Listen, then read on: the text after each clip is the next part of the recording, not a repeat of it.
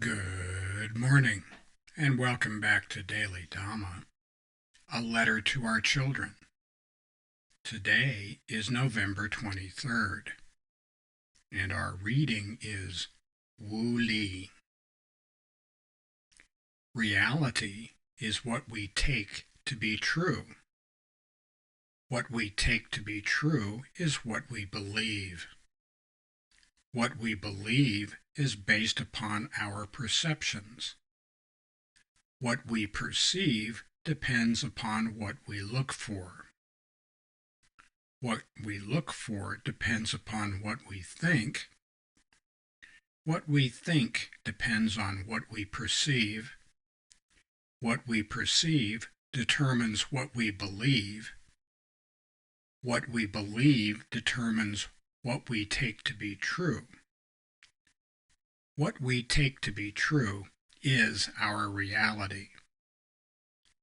And that's Gary Zukav from the Dancing Wu Li Masters, an overview of the new physics. Confirmation bias makes what lies behind our eyes more important than what lies in front of them. We are as happy as we want to be. Our attitude is up to us, and we are not the boss.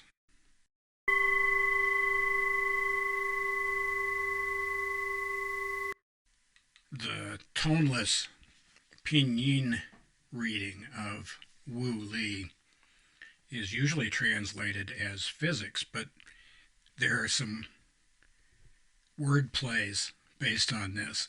Wu Li, it says on page 33 and 34 of the Dancing Wu Li Masters, Wu Li can also be translated as patterns of organic energy, my way, nonsense, I clutch my ideas, and enlightenment. So it's all over the map there. But it goes to make our point that we've made several times, which is that we don't believe what we see what we believe. We've already got our mind made up about a lot of this stuff, and so confirmation bias is just in service to our already determined point of view. And this is where just so stories come from. So people say, well, yeah, the elephant's got a long nose because Mr. Crocodile grabbed it when he was down at the watering hole. He's got a fat ass because he sits around eating bonbons all day. The people I disagree with are those needle-nosed schmoes. Those, don't you know, those are all neo-Nazis? Those are commie thugs. Those are Illuminati. They're not like Earth people. They're different. We don't have to treat them the way we would like to be treated ourselves. And like that.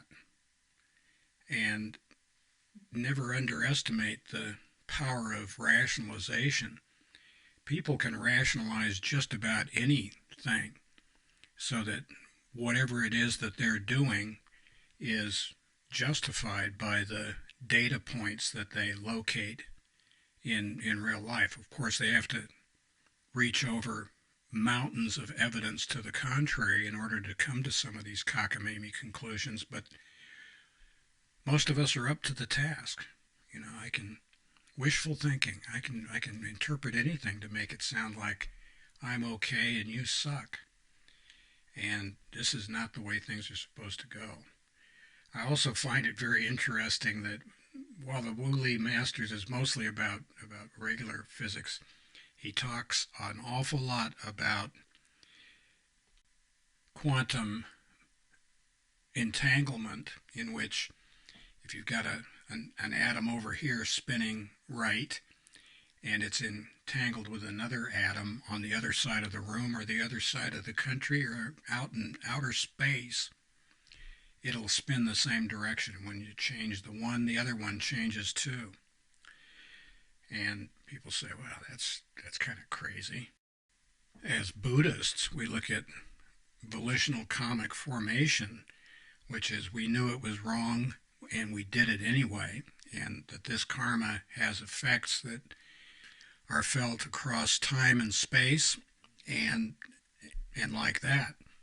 And the people who poo-poo Buddhism say, well, that doesn't make any sense. We're not doing that. But that's exactly what quantum entanglement is, and no less a scientist than Albert Einstein called quantum entanglement spooky action at a distance. Right with you, Al. And happy trails to you until we meet again.